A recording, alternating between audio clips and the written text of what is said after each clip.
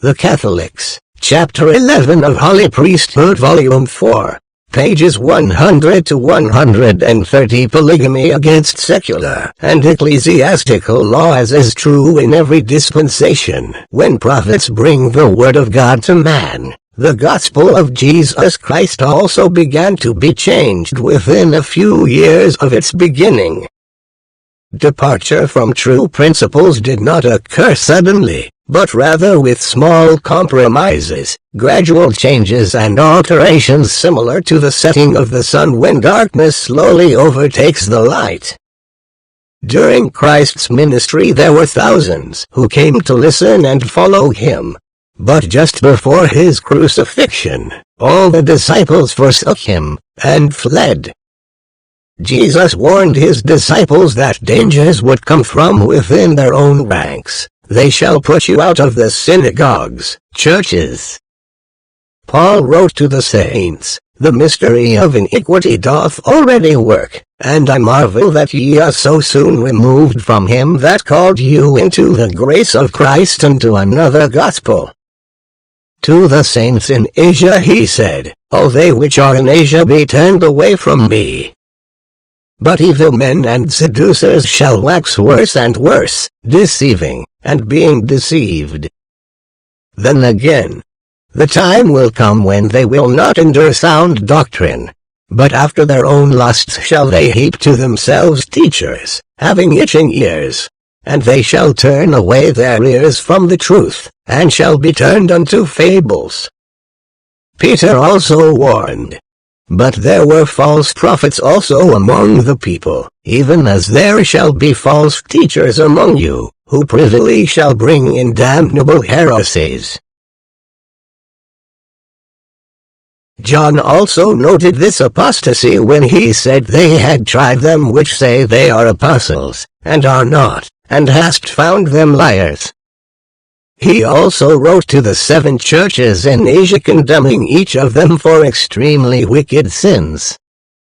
Jude tried to persuade the saints to earnestly contend for the faith which was once delivered to the saints. For there are certain men crept in unawares. How can such conditions be possible? Persecution is not the only means to destroy religion. Its worst danger comes from the weaknesses and unfaithfulness of its own leaders. If opposition by force against the truth is not successful, Satan then resorts to infiltration. At first he hoists certain half-hearted men into positions of power and influence within the ranks of Christ's own disciples. He selects men who will abandon the laws of God for the laws of man. These compromises will, for a price, butter off the principles of Christ for the traditions of men. The devil prizes such men above any others, because they prove to be the most effectual at deception and destruction. These champions of spiritual darkness become tempted and led away by the influences of wealth, the honors of men, and the desire to be at peace with their enemies. Such semi-apostates are usually found busily engaged in mercantile traffic, money-making schemes, and are absorbed in their temporal affluence among all men. They are so concerned about the temporal progress of the Church and in supporting the laws, traditions, and leaders of the land that they will barter away eternal principles to accomplish temporal peace. In their aspirations to acquire the praise of other men, they lose their bonds with heaven. These spiritually dead leaders sell eternal blessings for a mess of mortal pottage. In their eagerness to magnify the progress of the world and acquire the praise of worldly leaders, they lose sight of their dependence upon God and His Word. At this critical point of history, the Church stood in its greatest peril. Rome was the hub of the great Roman Empire, and today it is the headquarters for the Catholic Church. The story of the transition from one of the most corrupt powers on earth to one of the most ritualistic religions is a fascinating study. The evolution of their attitude toward marriage is also very interesting, even appalling. The Roman leaders consecutively took numerous wives and tossed them aside like old shoes, while Catholicism restricted their leaders from having any wives at all. To understand this change in marital attitude, we must go back to the lives and writings of Christ's apostles. As a Roman, Paul wrote in one of his letters, "Have we not power to lead about a sister, a wife, as well as other apostles, and as the brethren of the Lord, and Cephas?" He also said, "Let every soul be subject unto the higher powers. For there is no power but of God, the powers that be are ordained of God." This could be the origin of the expression, "When in Rome, do as the Romans do." Paul was a Roman, he spoke as a Roman, and he honored the laws of the Romans. This would also become the reason given for many of the Christians to conform to the laws and customs of their particular secular government. It would be the justification offered by Christians for changing God's biblical laws of plural marriage to monogamous laws of the land.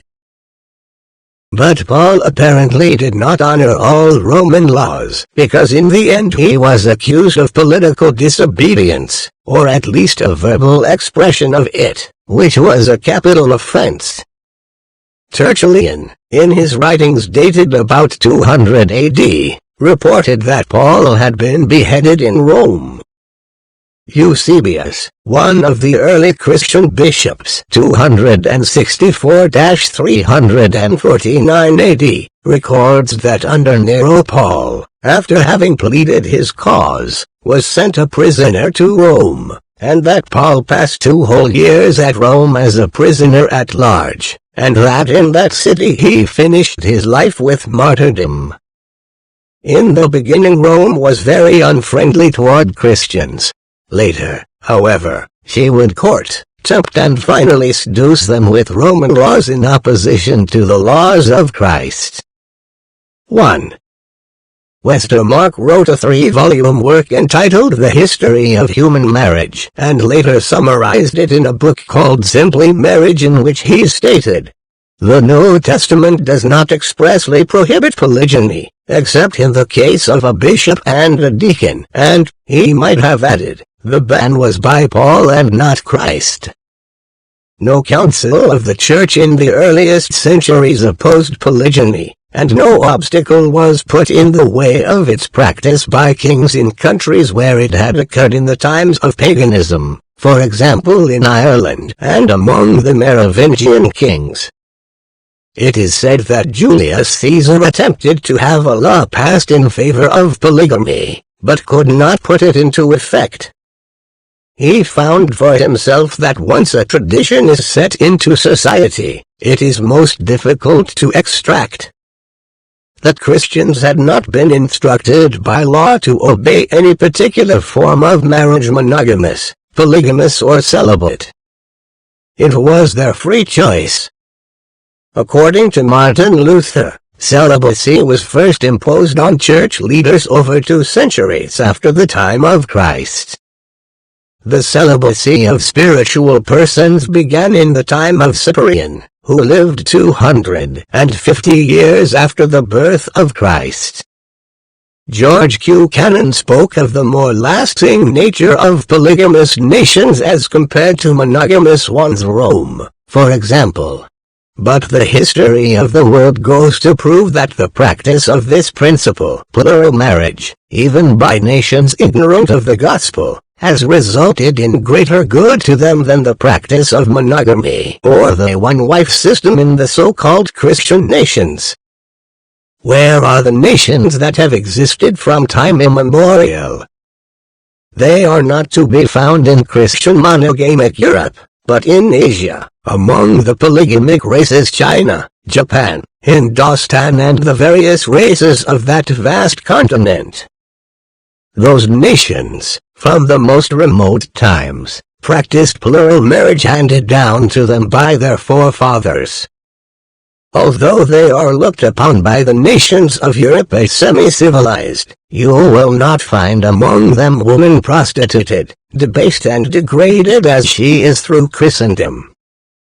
She may be treated coldly and degraded, but among them, except where the Christian element prevails to a large extent, she is not debased and polluted as she is among the so-called Christian nations.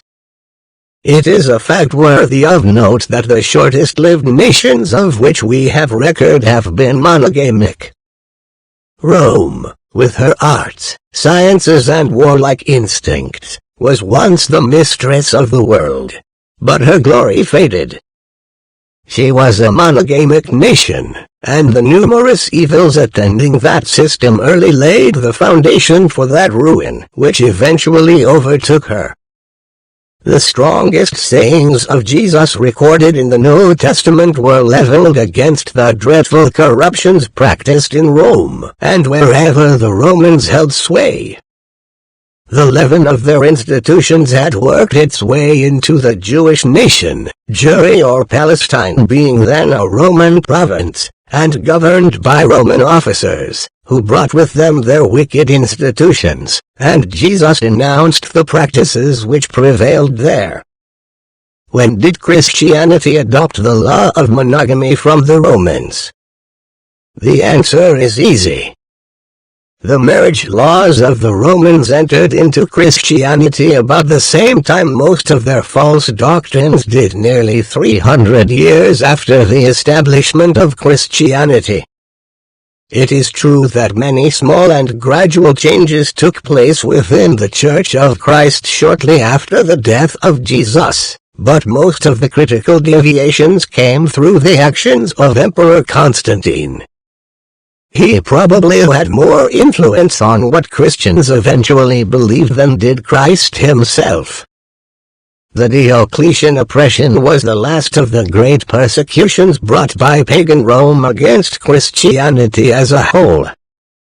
A stupendous change, amounting to a revolution, now appears in the affairs of the Church. Constantine, known in history as Constantine the Great, became Emperor of Rome AD 306, and reigned 31 years. The Great Apostasy, James E. Talmage, p. 75. Constantine turned from the persecution of Christians to placing them in a position of worldly honor, rank and the highest of privileges. The unbelieving Romans became Christians, and the Christians began to think, act, and live like Romans. Philip Schaff, a noted historian, describes this conversion. The reign of Constantine the Great marks the transition of the Christian religion from under persecution by the secular government to union with the same, the beginning of the state-church system. The despised sect, which, like its founder in the days of his humiliation, had not where to lay its head, is raised to sovereign authority in the state, enters into the prerogatives of the pagan priesthood, grows rich and powerful, builds countless churches out of the stones of idol temples to the honor of Christ and his martyrs, employs the wisdom of Greece and Rome to vindicate the foolishness of the cross, exerts a molding power upon civil legislation, rules the national life, and leads off the history of the world. Now, too, for the first time, could ecumenical councils be held, in which the Church of the whole Roman Empire was represented, and fixed its articles of faith in an authoritative way.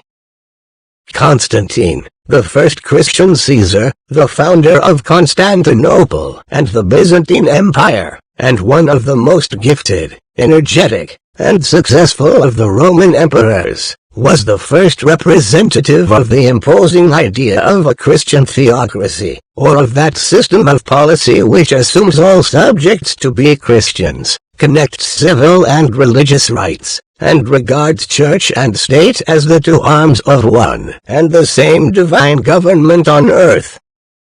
Thus, the gradual merging of Christ and Caesar culminated at the time of Constantine.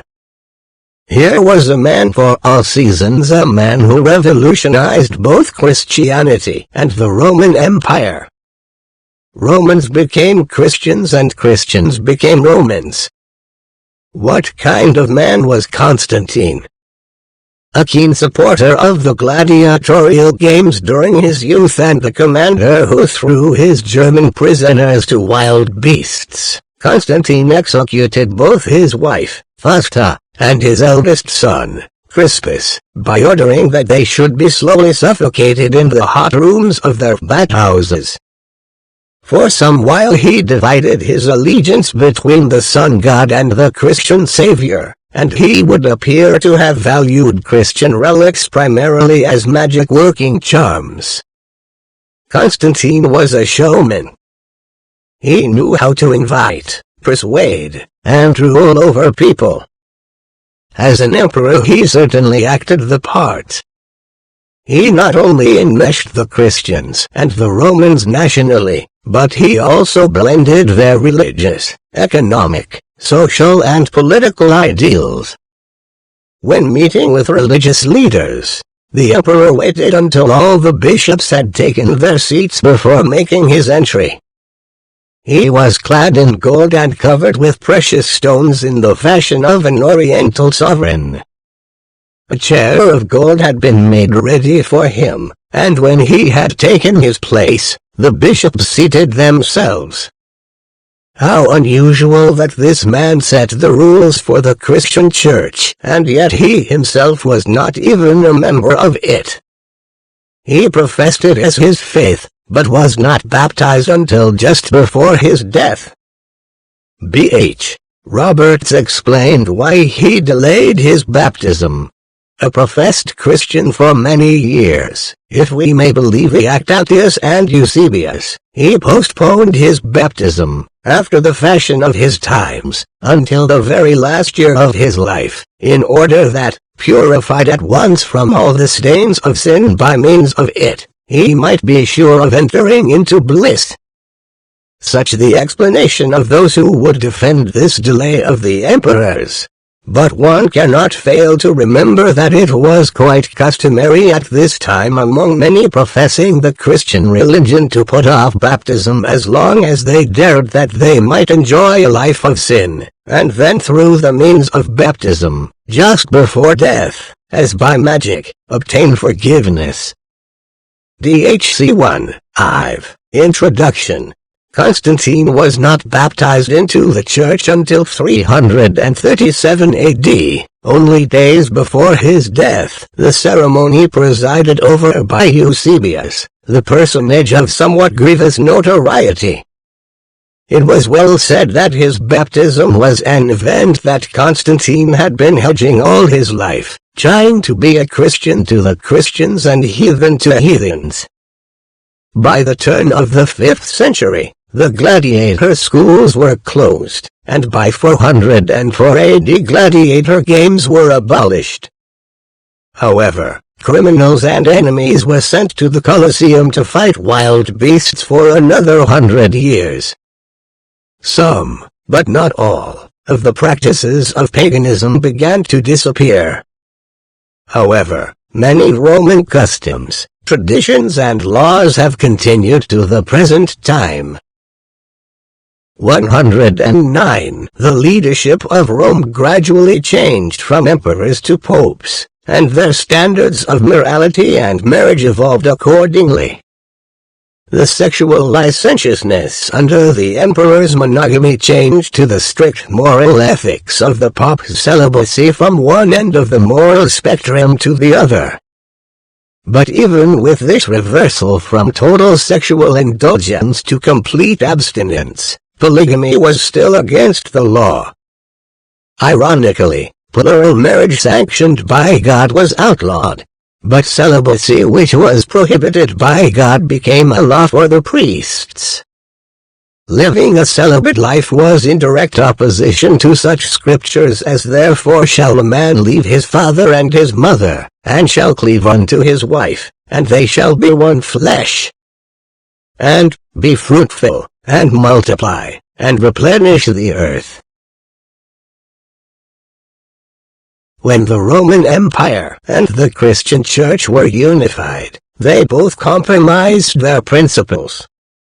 In the process, the Christians lost some of their true principles and replaced them with some of the false Roman ones. The state might have had to yield, but now that it had protected the Church, and showered privileges and wealth upon her, it demanded all the more her absolute surrender. Thus might the friendship of the Roman state have proved more dangerous than its enmity, and in the embrace of the empire, the spiritual power of the Church ran the risk of suffocation. Persecution by the Romans was a means of purifying the Church, but when they were offered goodwill, favors, offices, wealth and power, it was poison to the body of the Christian religion. Roman laws became more and more acceptable to the Christians, and monogamy was one of them. Around the year 480 restrictions increased for persons who wanted to become members of the priestly offices. Shav reports. Catechumens, neophytes, persons baptized at the point of death, penitents, energumens such as were possessed of a devil, actors, dancers, soldiers, curials, court, state, and municipal officials, slaves, eunuchs, bigamists, and all who led a scandalous life after baptism, were debarred from ordination. The frequenting of taverns and theaters, dancing and gambling, usury and the pursuit of secular business were forbidden to clergymen. Varying views of who should live celibate lives were maintained by the Greek and Latin churches.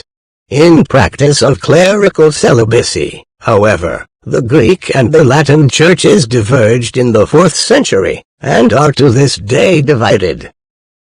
The Greek Church stopped halfway, and limited the injunction of celibacy to the higher clergy, who were accordingly chosen generally from the monasteries or from the ranks of widower presbyters, while the Latin Church extended the law to the lower clergy, and at the same time carried forward the hierarchical principle to absolute papacy.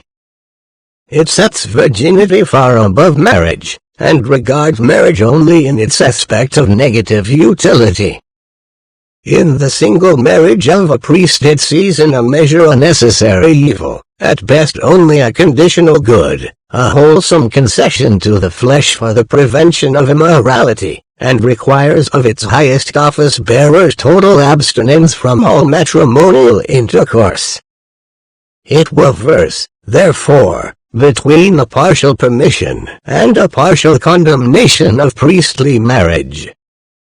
In the East, one marriage was always allowed to the clergy, and at first even to bishops, and celibacy was left optional. Yet certain restrictions were early introduced, such as the prohibition of marriage after ordination excepting deacons and subdeacons, as well as of second marriage after baptism. The apostolic direction, that a bishop should be the husband of one wife, being taken as a prohibition of successive polygamy, and at the same time as an allowance of one marriage. Besides second marriage, the marrying of a concubine, a widow, a harlot, a slave, and an actress, was forbidden to the clergy.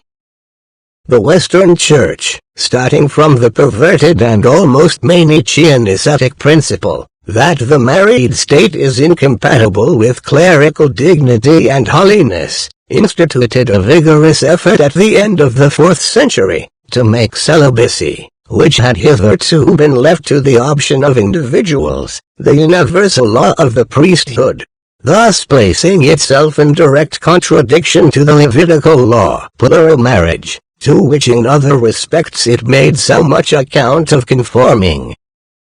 The first prohibition of clerical marriage, which laid claim to universal ecclesiastical authority, at least in the West, proceeded in 385 from the Roman Church in the form of a decretal letter of the Bishop Cyrus to Himerius, Bishop of Tarragona in Spain, who had referred several questions of discipline to the Roman bishop for decision. It is significant of the connection between the celibacy of the clergy and the interest of the hierarchy, that the first properly papal decree, which was issued in the tone of supreme authority, imposed such an unscriptural, unnatural, and morally dangerous restriction. Ibid. Volume 3, 242, 243, 247. Thus, Christianity emerged from years of persecution into the role of a national religion. It had struggled through diverse troubles and inflictions, but with the church elevation, the poor, simple, devout disciple was lifted into executive offices of business and government. A new kind of man, proud and rich, with special privileges and immunities, replaced the humble disciple of previous years. It was a new church with new leaders, and its own incorporated new doctrines and new laws. The emperors enacted and enforced the observation of the ecclesiastical as well as of the civil law. Theodosius and Gratian define or ratify the definition of doctrines, declare and condemn heretics. Justinian is a kind of caliph of Christianity, at once in the authoritative tone and in the subjects which he comprehends under his decrees. He is a pope and an emperor. The Emperor Justinian, having now reunited the Eastern and Western empires, aspired to be the legislator of the world, on Christendom and on the Roman Empire. According to his notions commensurate, he would bestow a full, complete, indefeasible code of law. In spite of all the rules and regulations against plural marriage, there seemed to be a continuous undercurrent of thinkers and writers who kept probing into the subject. Many prominent men both in and out of the church entered into that marriage system. Even some of the most recognized scholars of the Catholic Church wrote favorably of it. One such person was St. Jerome, 331-420 AD. He was a student of Greek and Roman literature and became the literary secretary to Pope Donatus. Besides his many famous defensive letters in behalf of Christianity, his greatest work was translating the Bible into the Latin Vulgate, which became the Bible of Western Christendom until the Reformation. He ranks as one of the 4 doctors of the Latin Church. Archinus, a Roman nobleman, asked Jerome to back him in a protest against Carterius, a Spanish bishop, who acted contrary to the rule that a bishop should be the husband of one wife, because Carterius had married a second wife. At this time, 397 AD, even if a first wife died and a man married a second wife, it was considered polygamy. Jerome defended the bishop rather than siding with Archinus. A Spanish bishop named Carterius, old in years and in the priesthood, has married 2 wives, one before he was baptized, and, she having died, another since he has passed through the laver. And you are of opinion that he has violated the precept of the apostle, who in his list of episcopal qualifications commands that a bishop shall be the husband of one wife. I am surprised that you have pilloried an individual when the whole world is filled with persons ordained in similar circumstances. I do not mean presbyters or clergy of lower rank, but speak only of bishops, of whom if I were to enumerate them all one by one, I should gather a sufficient number to surpass the crowd which attended the Synod of Ariminum. The doctrine of the Catholic Church in those early days considered it plural marriage when anyone married for a second time, even if the second marriage was after the death of the first companion. However, even though it was a doctrine of the Church, many priests and leading members did not consider it a sin. Jerome once stated, "When one thing is good and another thing is better, when that which is good has a different reward from that which is better, and when there are more rewards than one, then, obviously, there exists a diversity of gifts." The difference between marriage and virginity is as great as that between not doing evil and doing good, or, to speak more favorably still, as that between what is good and what is still better. Moreover, when Paul goes on to compare monogamy with digamy, a second legal marriage after the death or divorce of the first spouse, he puts digamy after monogamy, just as before he subordinated marriage to virginity. Can anyone, moreover, be so unfair in his criticism of my poor treatise as to allege that I condemn first marriages, when he reads my opinion on second ones as follows? The Apostle, it is true, allows second marriages, but only to such as cannot contain, lest when they have begun to wax wanton against Christ, they marry, having condemnation, because they have rejected their first faith. And he makes this concession, because many are turned aside after Satan. Having thus brought forward proofs that second marriages are allowed by the Apostle, we at once added the remarks which follow. As marriage is permitted to virgins by reason of the danger of fornication, and as what in itself is not desirable is thus made excusable, so by reason of the same danger widows are permitted to marry a second time. I marked my own view of these practices with the words, "All things are lawful, but all things are not expedient." I do not condemn digamists nor yet trigamists, nor even, to put an extreme case, octogamists. Not to condemn is one thing, to commend is another. I may not praise it as meritorious. Jerome said the church had protected men from sins of all kinds, yet they worried about two lawful married wives. Jerome wrote, "Of fornication and contamination with open vice, impiety towards God, parricide and incest, the change of the natural use of the sexes into that which is against nature, and all extraordinary lusts are washed away in the fountain of Christ." Can it be possible that the stains of marriage are indelible, and that harlotry is judged more leniently than honorable wedlock? Jerome continued by saying that the Church made it more tolerable for a man to be like the Scots and the Atticoti and the people of Plato's Republic to have community of wives who were concubines or mistresses rather than wedded wives. He quoted the scripture indicating that marriage is honorable and the bed undefiled, and spoke of Paul the Apostle. Paul knew that the law allowed men to have children by several wives, and was aware that the example of the patriarchs had made polygamy familiar to the people. Even the very priests might at their own discretion enjoy the same license. See Lev. 21, 7-14. Jerome concludes his remarks by saying, "I will ask you the following question. Can a man who before his baptism has kept a concubine, and after her death has received baptism and has taken a wife, become a clergyman or not?"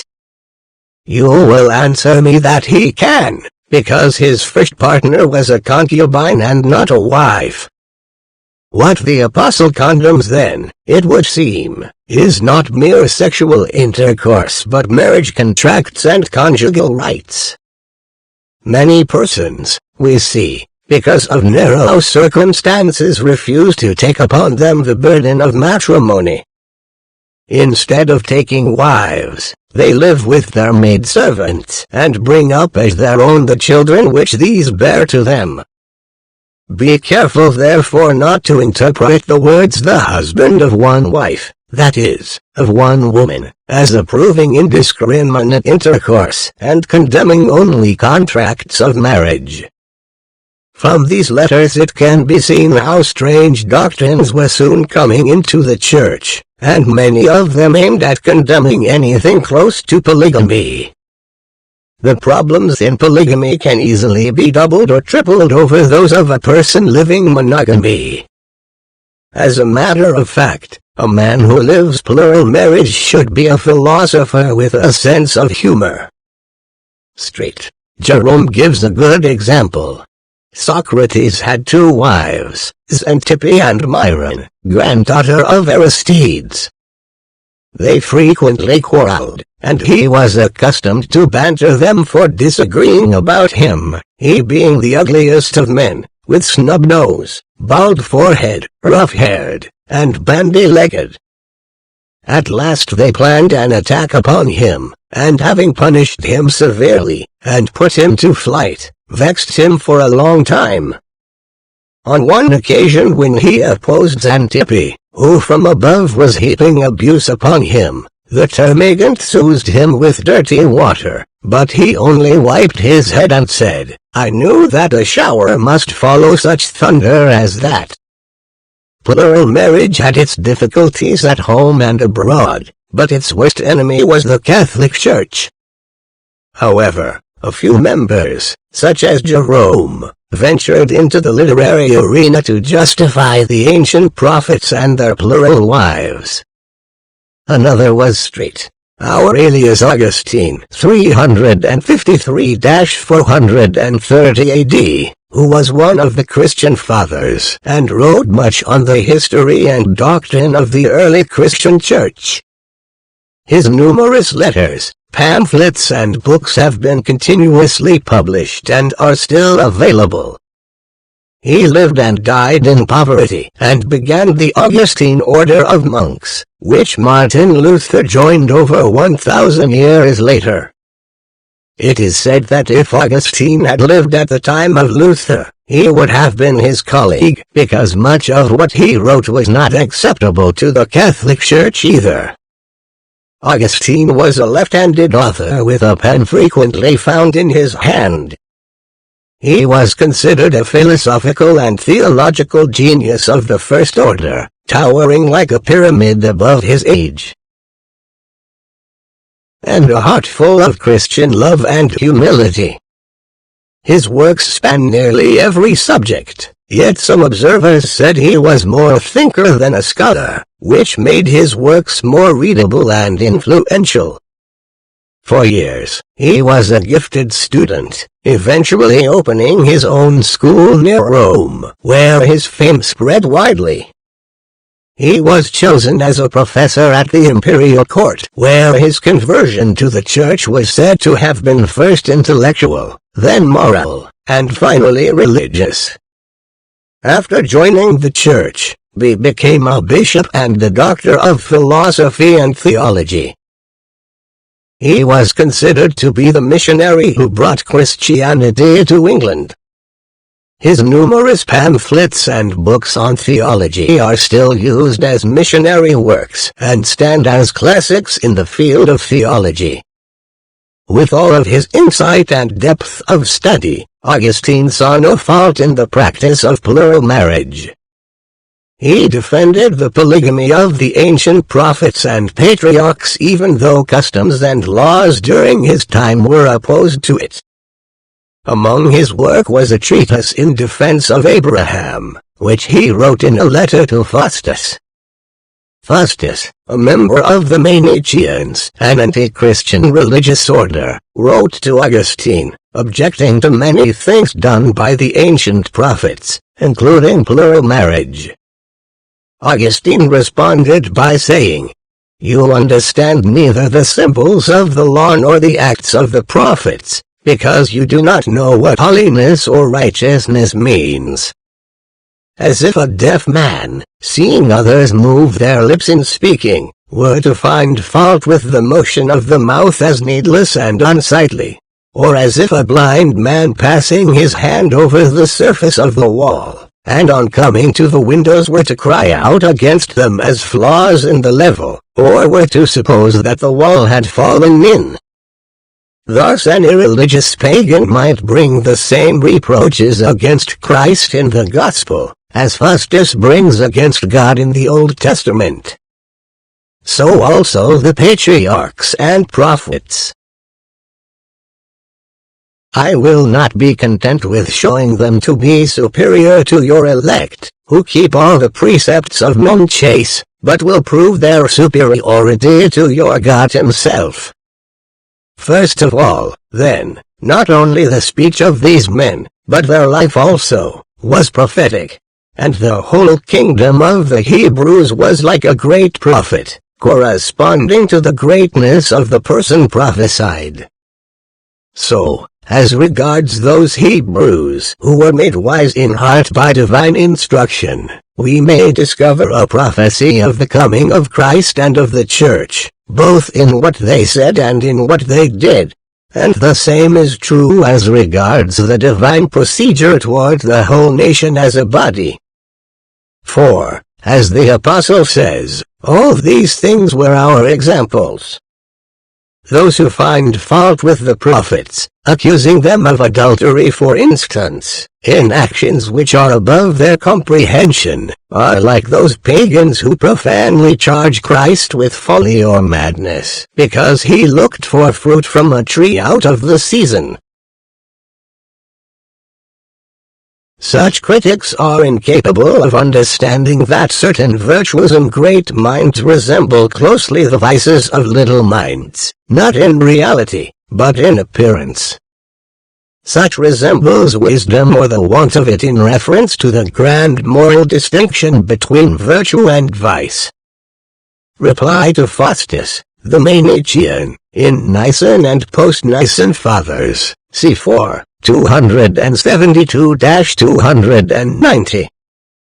Augustine continued by saying that a man who obeys God, no matter what God requires, does not sin, which is in agreement with what Joseph Smith testified when he said, "Whatever God requires is right, no matter what it is."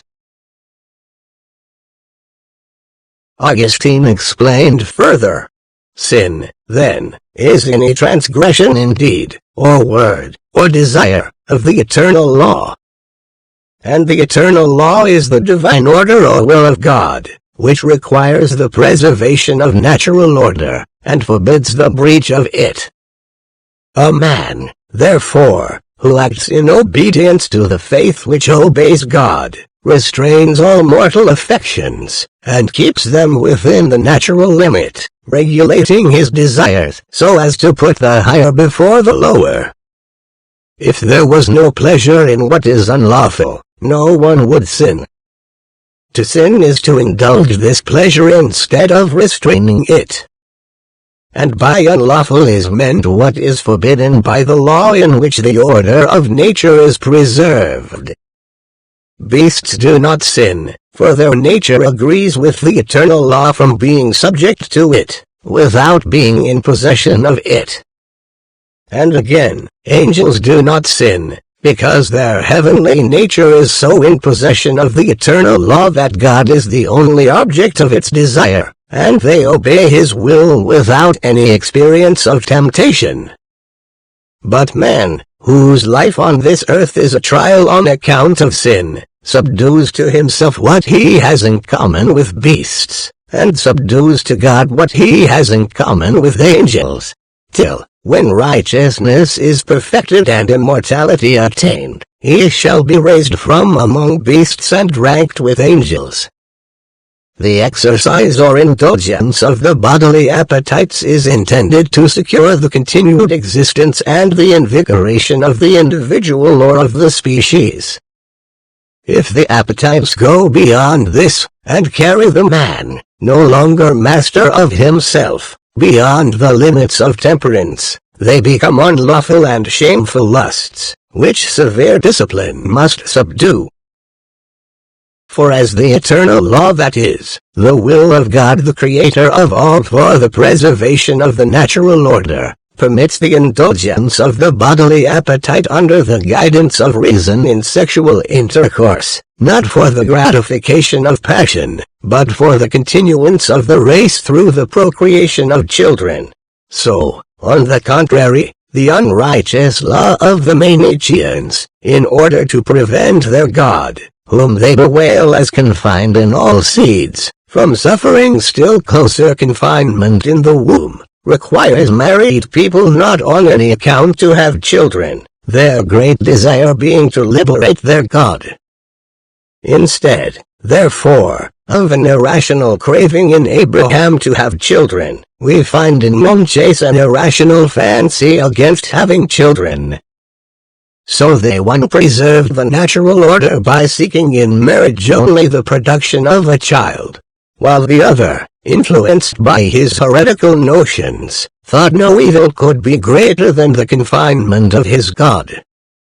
For Sarah did not connive at any criminal action in her husband for the gratification of his unlawful passions, but from the same natural desire for children that he had, and knowing her own barrenness, she warrantably claimed as her own the fertility of her handmaid, not consenting with sinful desires in her husband, but requesting of him what it was proper in him to grant.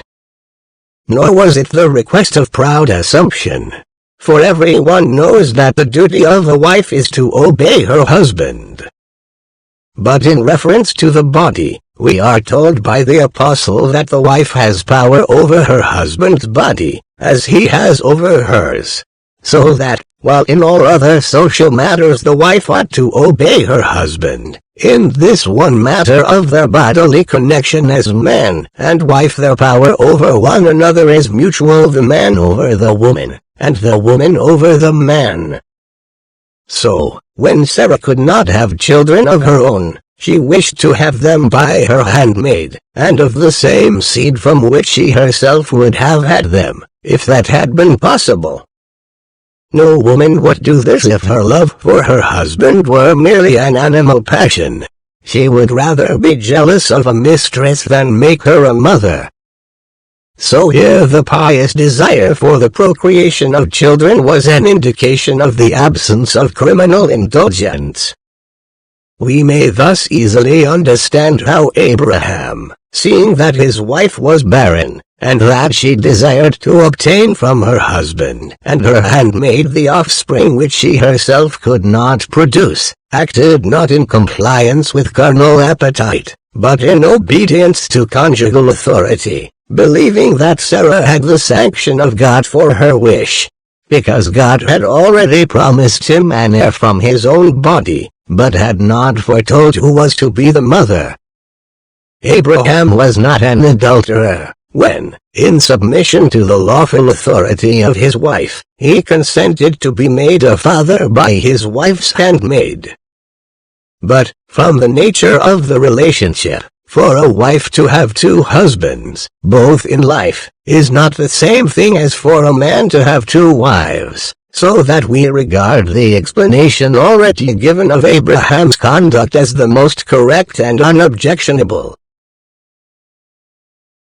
Jacob, the son of Isaac, is charged with having committed a great crime, because he had 4 wives.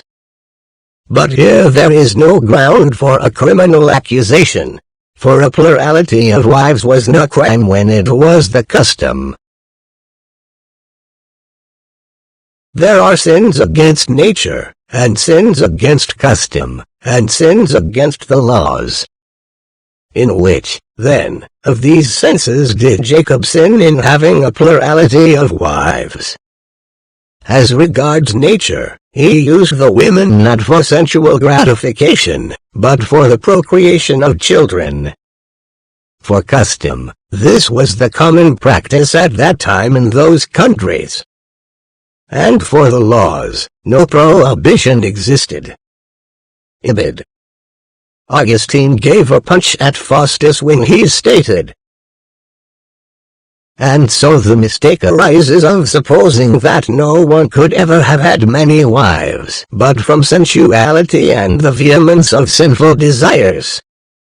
Unable to form an idea of men whose force of mind is beyond their conception, they compare themselves with themselves, as the apostle says, and so make mistakes. conscious that, in their intercourse though with one wife only, they are often influenced by mere animal passion instead of an intelligent motive. They think it an obvious inference that, if the limits of moderation are not observed where there is only one wife, the infirmity must be aggravated where there are more than one. But those who have not the virtues of temperance must not be allowed to judge of the conduct of holy men. Ibid. Augustine wrote many pages of justification and explanation for plural marriage, and his arguments and reasoning are logical, original, and have a depth of understanding not often found in other defenses of polygamy. John Cairncross acknowledged and respected these great Catholic scholars for their honesty. Not only is there nothing in the Bible contrary to polygamy, the fathers of the Church, Augustine and Jerome, did not condemn it in the Old Testament. In early Christian times, it was common. Even Charlemagne had several wives. It was only the evil spirit which prevented polygamy from becoming customary. Gradually priestcraft became more and more powerful. It is all the fault of the devil and Rome. The Church imposed not only monogamy but the celibacy of the priests, and also Church control of marriage which had formerly been a civil affair. Will said that during the years 511–614 AD the heads of France generated an aristocracy. They were proud of their long beards and silken robes, and almost as polygamous as any Muslim save Muhammad. Even in 628 King Dagobert had 3 wives. Justinian too summoned a council to meet in Constantinople in 692. This council group claimed all the privileges that the Pope of Rome did in his council decisions. One of the new doctrines permitted marriage to deacons and presbyters, and condemned the Roman prohibition of such marriages. The Greek Church still maintains this permission. Charlemagne the Great succeeded to the throne as king of the Franks, and annexed France and a large part of Germany. In 800 AD he was proclaimed Caesar by Pope Leo III. As an emperor, he spread Christianity and learning throughout the empire. See New Modern Inc. p. 213. Strangely enough, this man had several wives. For many years the leadership of the Roman Catholic Church had mixed opinions on plural marriage, and apparently the popes never instigated any definite doctrine against it until the year 866. The occasion was when Prince Bogoris of Bulgaria, with many of his people, joined the Church. Plural marriage was a major concern to them, so they wrote to the Pope for the official view on the subject. Pope Nicholas I wrote, "Therefore, if one is found to have 2 wives at the same time, he is to be compelled to lose one and keep the first." In 1201 Pope Innocent III explained that plural marriage was lived in ancient times for 2 reasons. The Old Testament apparent acceptance of polygamy, which theology for a long time interpreted in terms of a dispensation for the multiplication of God's chosen people, is one, and without any doubt, that it was never legit to anyone, unless it was granted by divine revelation. With 2 such good reasons, one could question why it should not be continued today. But this Catholic bar against plural marriage has continued up to recent times. On March 5, 1980, Pope John Paul II spoke in Zaire, Africa, and asked the Africans to give up their plural wives. The Catholic Church, like the Mormon, has gone through gradual changes in their beliefs and practices, but true principles, eternal laws and perpetual ordinances do not change. Saint Thomas Aquinas, called the Angelic Doctor, was an Italian Dominican friar. He was the most famous and probably the most influential of the medieval scholastic philosophers. His extensive education qualified him to be a professor of theology at the University of Paris. For 9 years he studied, wrote, and taught at papal courts in Italy and organized a center of theological studies. Thomas' most famous work, the Summa Theologica, is a vast, closely argued summary of his doctrinal position on almost all subjects. He wrote many other works besides, such as commentaries, a series of major works on special topics, numerous exegetical works, explanations of the four Gospels, and minor works of considerable variety. From the foregoing brief description of Thomas' doctrine, it should be apparent that Thomas accomplished a vast architectonic union of theology and philosophy. His Summa Theologica is aptly named. Here was a profound thinker whose mind ranged over every aspect of men's lives and became one of the greatest intellectual lights of the Catholic Church. Even though the Church had made an objection to plural marriage about 400 years before Thomas' time, he still maintained a respect for that principle and those who lived it. Catholic priest Father Hillman stated, Thomas Aquinas also understood the sacramentality of marriage in such a way as to allow, at least theoretically, for a plurality of wives.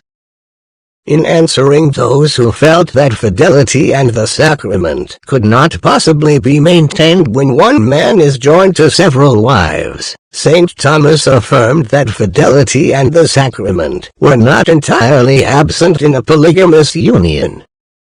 In Thomas' own words, he wrote, "Now the faith to be kept with God is of greater import than the faith to be kept with a wife, which is reckoned a marriage good, and then the signification which pertains to the sacrament, since the signification is subordinate to the knowledge of faith.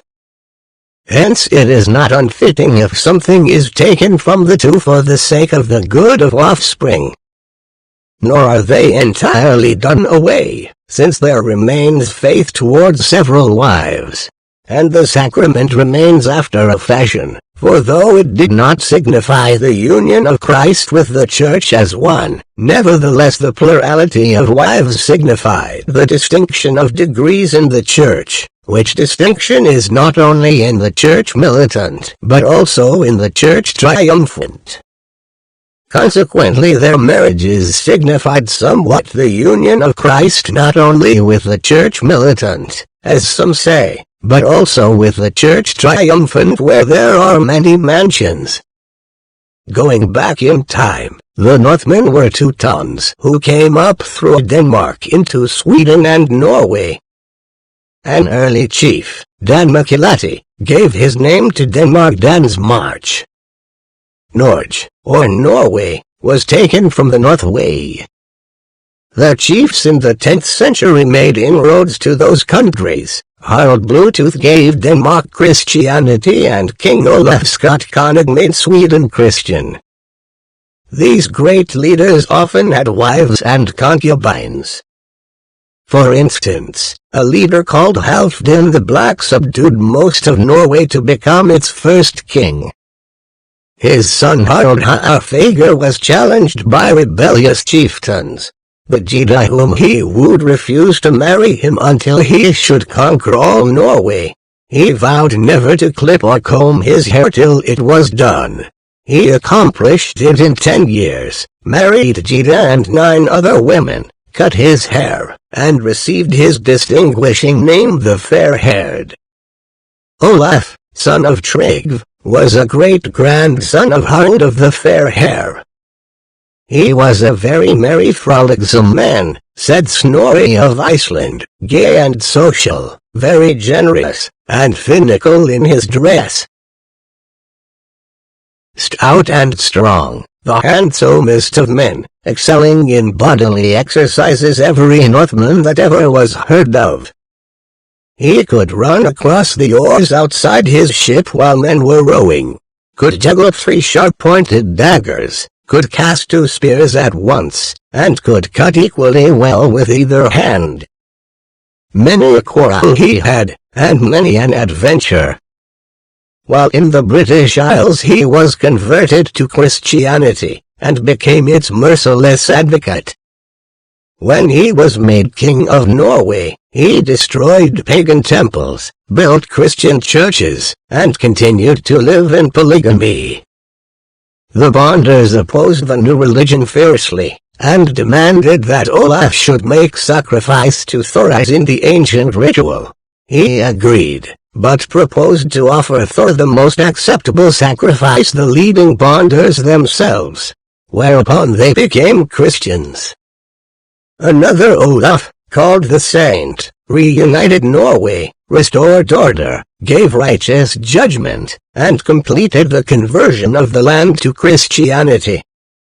He was a good and very gentle man, says Snorri, of little speech, and open-handed, but greedy of money, and slightly addicted to concubines. It was obvious at this time that both Catholic and Protestant theologians could accept the doctrinal aspect of plural marriage, but not the practice of it. That does not mean no one lived it. Even emperors such as Charlemagne, Lothair and Pepin had officially accepted several wives. Cairncross noted, "It is worth recalling that, in the 13th century, Frederick II, the master of southern Italy, carried over the traditions left by the long Muslim occupation of Sicily by himself keeping a harem, and by officially tolerating polygamy among his Christian subjects. There is no record of a papal protest against his policy. It is recorded that Montezuma, the king of Mexico, had a very large family of wives and children." Historian A.F. Pillard stated that in 1437 King Henry IV of Castile married Sofia Blanca but had no children, so the Pope granted him permission to marry a second wife. But the condition was that if she, too, had no children, he must go back to only his first wife. See Henry VIII, p. 207. A similar decree by Pope Gregory II was given in 726 AD. Durant said that polygamy was practiced by the rich till the 13th century. This was a typical pattern throughout most nations. During the first 15 centuries of Catholicism there were some in the Church who favored plural marriages. Two of the principal reasons were, 1, because there were so many wars that left a surplus of women, and 2, that Christian soldiers and missionaries traveled into the heathen nations and saw firsthand the exemplary and beneficial merits of such a practice. If there ever was a time to consider a law permitting plural marriage, it is because of the disorder caused by war. For many centuries the Catholic Church continually considered and reconsidered this issue. Cairncross reported.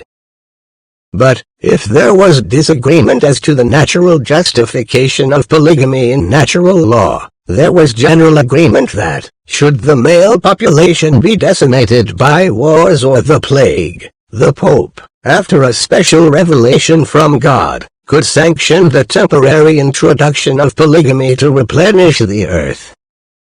Duns Scotus and the Summa Angelica are two of the many authorities giving this ruling.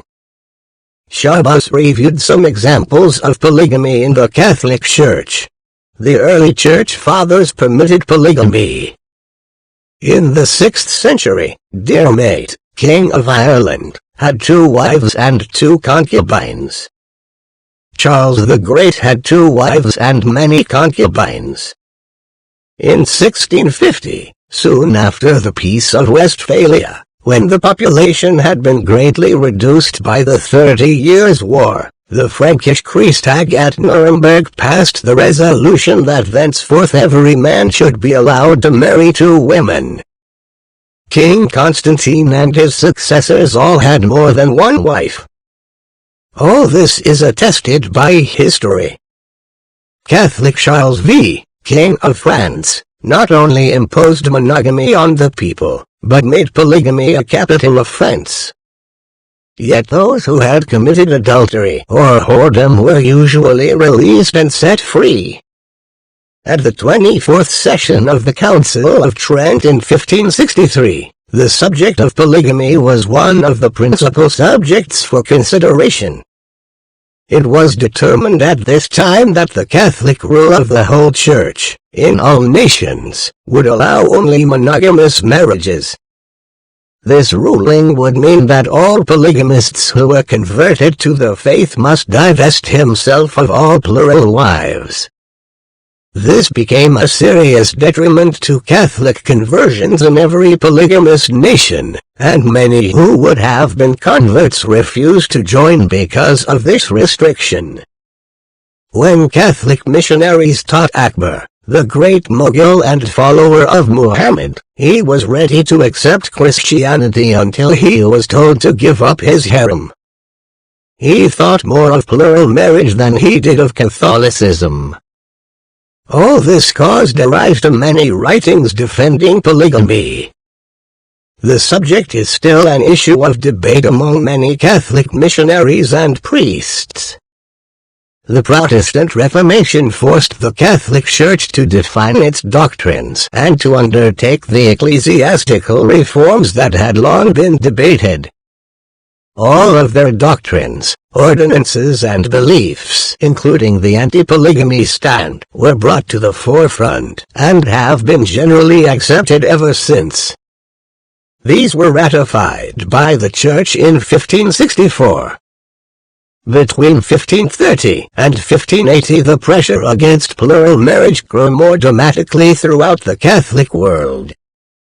One of the final and decisive factors was attributed to Abbé Tosi, who in 1676 compiled a large 2-volume rebuttal against polygamy. His observations came from the Arabs and Turks, and so he concluded it should not be practiced among Christians. His work, entitled History of the East, still stands as an orthodox view of church policy, and it lists 4 major reasons for marriage. 1. Procreation of children. 2. Comfort and mutual help. 3. Tempering of lust. 4. A symbol of Christ to the Church, he fails to point out that each of these purposes can also be achieved in plural marriage, but are unavailable to those women who can't find an unmarried monogamous man. Philosophers, civil officers and leading Catholic churchmen have failed to solve the problem and plight of their surplus women. They seek every possible justification for monogamy, at the sacrifice of the widows, spinsters, and other single women in their society. Chapter 12 The Munsters defended polygamy with their lives. Of the several different polygamous advocates and societies, none has proved as unusual and interesting as that of John Bacchusson, John of Leyden, and his Anabaptist followers in Munster, Germany, during the mid-1500s. Anabaptists was the name given to those who denied the validity of infant baptism, among other things, and were the extreme left in the army of the Reformers. John Bacchusson was born an illegitimate son of the mayor in a small Dutch town near Leiden, Holland. He was trained as a tailor, but soon ventured into other fields. He became restless and traveled throughout Europe, and later spent 4 years in England. He loved poetry and acting, and soon found his gift as an eloquent orator. His success came quickly when he became a preacher in the Anabaptist movement that was spreading across Holland in 1533. The leader of this new revival was Jan Matthey, who selected John for a mission to Munster, Germany, to convert the town from other Protestants and Catholics. John did just that. His success was phenomenal, and the town was soon converted to the Anabaptists.